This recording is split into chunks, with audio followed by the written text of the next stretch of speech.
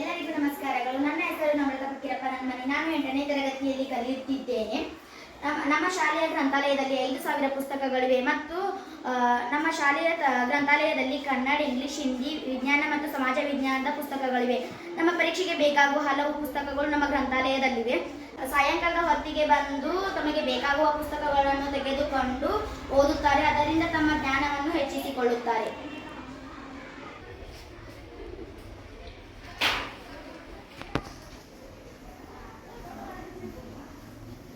ನಮಸ್ಕಾರ, ನನ್ನ ಹೆಸರು ಗೌತಮಿ ವಿಶ್ವನಾಥ್ ವಡ್ಡಿ. ನಾನು 8ನೇ ತರಗತಿಯಲ್ಲಿ ಓದುತ್ತಿದ್ದೇನೆ. ಇದು ನಮ್ಮ ಶಾಲೆಯ ವಿಜ್ಞಾನ ಪ್ರಯೋಗಾಲಯ. ಇಲ್ಲಿ ಸಾಕಷ್ಟು ವಿಜ್ಞಾನದ ಸಲಕರಣೆಗಳು ನಮಗೆ ವಿಜ್ಞಾನವನ್ನು ಅರಿಯಲು ಸಹಾಯಕವಾಗಿದೆ.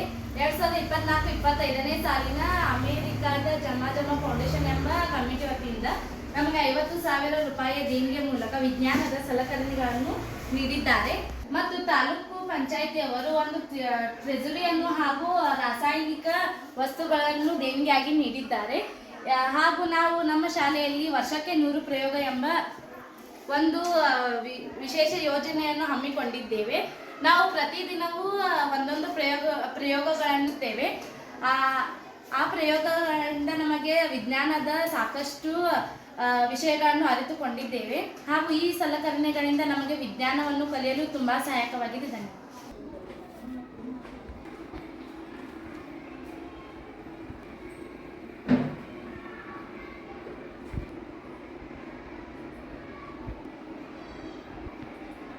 ಹಾಯ್ ಸ್ನೇಹಿತರೆ, ನನ್ನ ಹೆಸರು ರಂಜಿತ್. ನಾನು 8ನೇ ತರಗತಿಯಲ್ಲಿ ಓದುತ್ತಿದ್ದೇನೆ. ಹಿಂದಿನ ವರ್ಷ 2024-25ನೇ ಸಾಲಿನಲ್ಲಿ ಬೆಳಗಾವಿ ಜಿಲ್ಲೆಯ ಖ್ಯಾತ ವೈದ್ಯರಾದ ಡಾಕ್ಟರ್ ಸಿದ್ಧಾರ್ಥ್ ಪೂಜಾರಿ ಅವರು ನಮ್ಮ ಶಾಲೆಯನ್ನು ಮೆಚ್ಚಿ ಅವರು 6 ಕಂಪ್ಯೂಟರ್ಗಳನ್ನು ನೀಡಿದ್ದಾರೆ. ಇವರಿಗೆ ನಮ್ಮ ಶಾಲೆಯವರು ಎಲ್ಲರೂ ಹೃತ್ಪೂರ್ವಕ ಧನ್ಯವಾದಗಳನ್ನು ಕೋರೋಣ. ಈ ಕಂಪ್ಯೂಟರ್ಗಳಿಂದ ನಮಗೆ ಉಪಯೋಗವಾಗುತ್ತಿರುವುದೇನೆಂದರೆ ಇವುಗಳಲ್ಲಿ MS ವರ್ಡ್ ಮತ್ತು MS ಎಕ್ಸೆಲ್ಗಳನ್ನು ರಚಿಸುವುದು ಗೊತ್ತಾಗುತ್ತದೆ ಮತ್ತು ಇವುಗಳನ್ನು ನಾವು ಮುಂದೆ ಕಲಿಯಲು ತುಂಬ ಸುಲಭವಾಗುತ್ತದೆ. ಧನ್ಯವಾದಗಳು.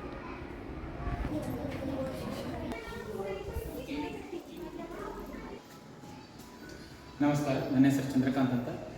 ಈ ಶಾಲೆಯಲ್ಲಿ ಸಹಶಿಕ್ಷಕನಾಗಿ ಕೆಲಸ ಮಾಡ್ತಾ ಇದ್ದೇನೆ.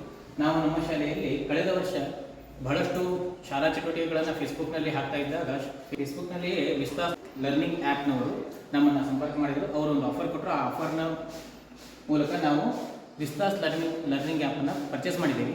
ಅದರ ಪ್ರಕಾರವಾಗಿ ನಾವು ಈ ವರ್ಷ ಏನು ಮಾಡ್ತಿದ್ದೇವೆ ಅಂತಂದರೆ ಬಹಳಷ್ಟು ನಮ್ಮ ತರಗತಿಯ ಬಹಳಷ್ಟು ಪಾಠಗಳನ್ನು ವಿಸ್ತಾಸ್ ಲರ್ನಿಂಗ್ ಆ್ಯಪ್ನಲ್ಲಿ ಬರುವಂಥ ವಿಡಿಯೋ ಹಾಗೂ ಪಾಠಗಳ ಮುಖಾಂತರ ವಿದ್ಯಾರ್ಥಿಗಳಿಗೆ ಕಲಿಸ್ತಾ ಇದ್ದೀವಿ. ಇದರಿಂದಾಗಿ ವಿದ್ಯಾರ್ಥಿಗಳು ಬಹಳ ಸುಲಭವಾಗಿ ಕಲಿತಾನೂ ಇದ್ದಾರೆ. ಜೊತೆಗೆ ಇದು ಪಾಠ ಮುಗಿದ ನಂತರ ಇದರಲ್ಲಿ ಹಲವಾರು ಪ್ರಶ್ನೋತ್ತರಗಳು ಮತ್ತು ವಿವಿಧ ಮಟ್ಟದ ವಿದ್ಯಾರ್ಥಿಗಳಿಗಾಗಿ ವಿವಿಧ ರೀತಿಯ ಪ್ರಶ್ನೆಗಳನ್ನು ಅಳವಡಿಸಲಾಗಿದೆ. ಇದರಿಂದಾಗಿ ಮೌಲ್ಯಮಾಪನ ಕೂಡ ತುಂಬ ಸುಲಭವಾಗಿ ನಡೀತಾರೆ. ನಮಸ್ಕಾರ, ನನ್ನ ಹೆಸರು ರಾಜೇಶ್ವರಿ. ನಾನು 8ನೇ ತರಗತಿಯಲ್ಲಿ ಓದುತ್ತಿದ್ದೇನೆ. ನಮ್ಮ ಶಾಲೆಯಲ್ಲಿ ಸಮಾಜ ವಿಜ್ಞಾನದ ಪ್ರಯೋಗಾಲಯವು ಕಳೆದ ವರ್ಷವೇ ನವೆಂಬರ್ 1ರಂದು ಉದ್ಘಾಟಿಸಲಾಯಿತು. ಇದರಿಂದ ನಮಗೆ ಸಮಾಜ ವಿಜ್ಞಾನದ ವಿಷಯವು ತುಂಬ ಸುಲಭವಾಗಿ ಅರ್ಥವಾಗುತ್ತದೆ.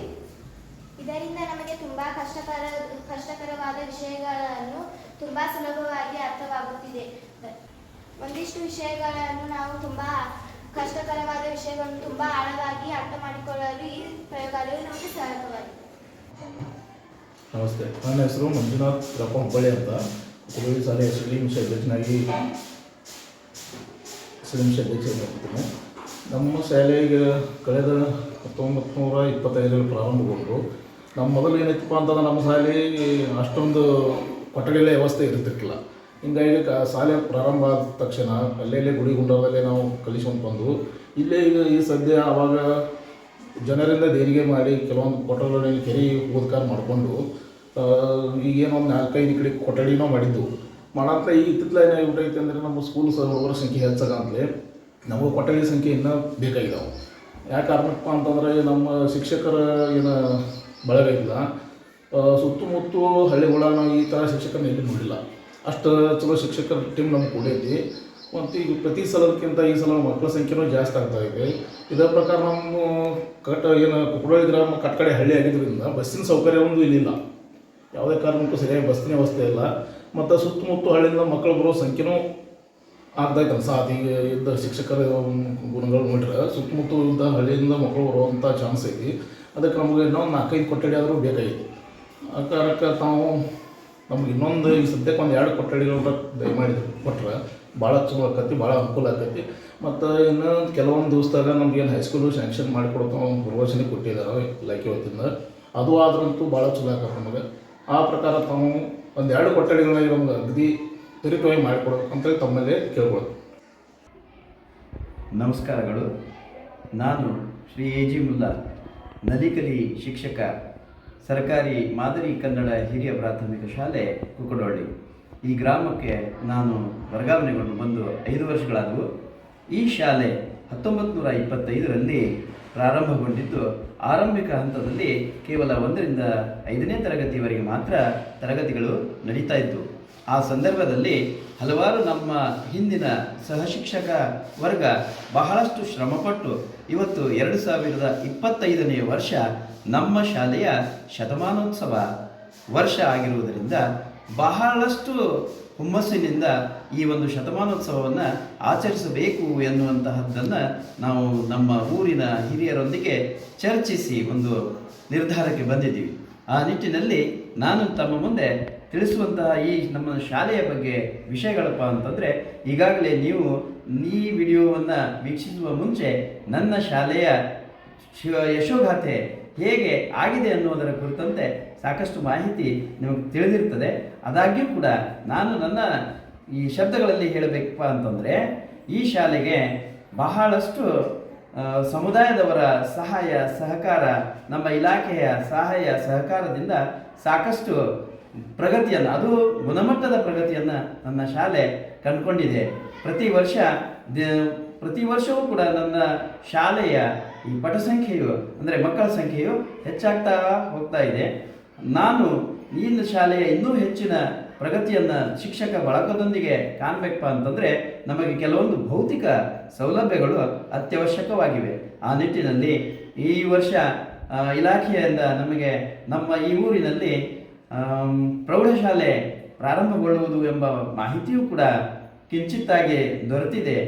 ಆ ನಿಟ್ಟಿನಲ್ಲಿ ಸದ್ಯ ನನ್ನ ಶಾಲೆ ಇನ್ನೂ ಹೆಚ್ಚಿನ ಭೌತಿಕ ಸೌಲಭ್ಯಗಳನ್ನು ಪಡೆಯಬೇಕಾದದ್ದು ನಮಗೆ ಅವಶ್ಯಕ ಅನ್ನಿಸ್ತಾ ಇದೆ.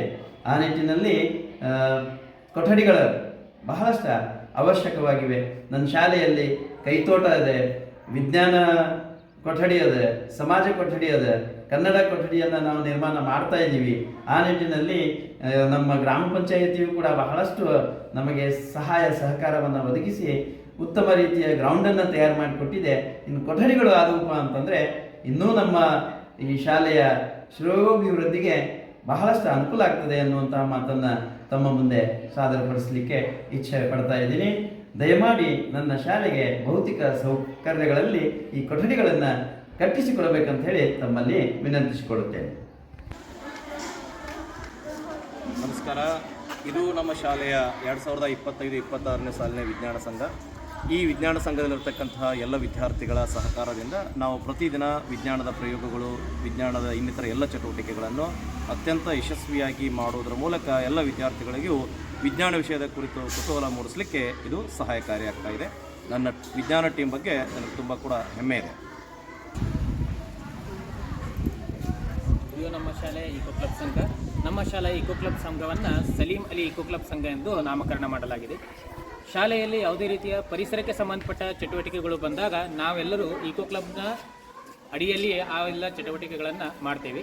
ನಮ್ಮ ಶಾಲೆಯಲ್ಲಿ ವಿದ್ಯಾರ್ಥಿಗಳ ಸಹಕಾರವು ಈಕೋ ಕ್ಲಬ್ ಸಂಘಕ್ಕೆ ತುಂಬ ಉತ್ತಮವಾಗಿ ದೊರೆಯುತ್ತಾ ಇದೆ. 2024-25ನೇ ಸಾಲಿನ ಮೊರಾರ್ಜಿ ವಸತಿ ಶಾಲೆಗೆ ಆಯ್ಕೆಯಾದ ವಿದ್ಯಾರ್ಥಿಗಳು ಈ ಉಡುಪುಗಳನ್ನು ದೇಣಿಗೆ ರೂಪದಲ್ಲಿ ನೀಡಿದ್ದಾರೆ. ಧನ್ಯವಾದ. ಕುಕ್ಕಡೊಳ್ಳಿ ಶಾಲೆಯಲ್ಲಿ ಎಲ್ಲ ರೀತಿಯ ಭೌತಿಕ ಸಂಪನ್ಮೂಲಗಳು ಸಾಕಷ್ಟಿದೆ. ಮಕ್ಕಳಿಗೆ ಅದು ಗುಣಮಟ್ಟದ ಶಿಕ್ಷಣಕ್ಕೆ ಬಳಕೆ ಆಗ್ತಾ ಇದೆ. ಆದರೂ ಕೂಡ ಒಂದಿಷ್ಟು ವಿಷಾದಕರ ಸಂಗತಿ ಏನಪ್ಪ ಅಂತಂದರೆ, ಒಂದು 2-3 ಕೊಠಡಿಗಳು ಮೇಲ್ಛಾವಣಿ ಸಾಕಷ್ಟು ಸೋರ್ತಾ ಇದ್ದು ಶಿಥಿಲಾವಸ್ಥೆ ಒಳಗಿವೆ. ಮಕ್ಕಳನ್ನು ಆ ಒಂದು ಪ್ರದೇಶದಲ್ಲಿ ಕೂಡಿಸ್ಲಿಕ್ಕೂ ಕೂಡ ನಾವು ಭಯದಲ್ಲಿ ಕಾಲ ಕಳೆಯುವಂಥ ಪ್ರಸಂಗ ಇದೆ. ಹೀಗಾಗಿ ಕೊಠಡಿಗಳನ್ನು ನಾವು ಕಂಬೈನ್ ಮಾಡಿ ಹೇಳಬೇಕಾಗಿರ್ತಕ್ಕಂತಹ ಒಂದು ವ್ಯವಸ್ಥೆ ಉಂಟಾಗಿದೆ. ಮಣ್ಣಿನಲ್ಲಿ ನಾವು ವಿನಂತಿ ಮಾಡ್ಕೊಳ್ಳೋದೇನಪ್ಪ ಅಂತಂದ್ರೆ, ಇಷ್ಟೆಲ್ಲ ಸೌಲಭ್ಯಗಳನ್ನು ಹೊಂದಿರತಕ್ಕಂಥ, ಅತ್ಯುತ್ತಮ ಗುಣಮಟ್ಟದ ಶಿಕ್ಷಣ ನೀಡಿರ್ತಕ್ಕಂಥ ಎಲ್ಲ ಸಂಪನ್ಮೂಲ ವ್ಯಕ್ತಿಗಳು ಹೊಂದಿರತಕ್ಕಂಥ ಈ ಒಂದು ಶಾಲೆಗೆ ಇನ್ನೊಂದು 2 ಅಥವಾ 3 ಕೊಠಡಿಗಳೇನಾದರೂ ಲಭ್ಯ ಆಯಿತು ಅಂತಂದರೆ ಖಂಡಿತವಾಗ್ಲೂ ಮಕ್ಕಳಿಗೆ ನಾವು ಇನ್ನೊಂದಷ್ಟು ಹೆಚ್ಚಿನ ಒಂದು ವಿದ್ಯಾಭ್ಯಾಸವನ್ನು ನೀಡಲಿಕ್ಕೆ ಅನುಕೂಲ ಆಗ್ತದೆ. ಒಂದು ಖುಷಿ ಕೊಡ್ತಕ್ಕಂಥ ಸಂಗತಿ ಏನಂತಂದರೆ ನಮ್ಮ ಶಾಲೆಯಲ್ಲಿರ್ತಕ್ಕಂಥ ಅಭಿವೃದ್ಧಿಯನ್ನು ಗಮನದಲ್ಲಿಟ್ಟುಕೊಂಡು ಸುತ್ತಮುತ್ತಲಿನ ಹಳ್ಳಿಯ ಜನರು ಕೂಡ ಸಾಗರ ಉಪಾಧಿಯಲ್ಲಿ ನಮ್ಮ ಶಾಲೆಗೆ ಮಕ್ಕಳನ್ನು ಒಂದು ದಾಖಲೆ ಮಾಡ್ತಕ್ಕಂಥ ಒಂದು ಪರಿಸ್ಥಿತಿ ಕೂಡ ಮುಂದಿನ ದಿನಮಾನಗಳಲ್ಲಿ ಬರುವಂಥದ್ದನ್ನು ನಿರೀಕ್ಷೆ ಮಾಡ್ತಾ ಇದ್ದೀವಿ. ಆ ಕಾರಣಕ್ಕೋಸ್ಕರ ಈ ಒಂದು ಕೊಠಡಿಗಳ ಅವಶ್ಯಕತೆ ತುಂಬ ಇರೋದ್ರಿಂದ ನಮಗೆ ಆದಷ್ಟು ಬೇಗ ಅವುಗಳನ್ನು ಒದಗಿಸಿಕೊಟ್ರೆ ತುಂಬ ಅನುಕೂಲ ಆಗ್ತದೆ ಅನ್ನುವಂಥದ್ದು ಈ ಸಂದರ್ಭದಲ್ಲಿ ತಿಳಿಸ್ತೀನಿ. ಧನ್ಯವಾದಗಳು.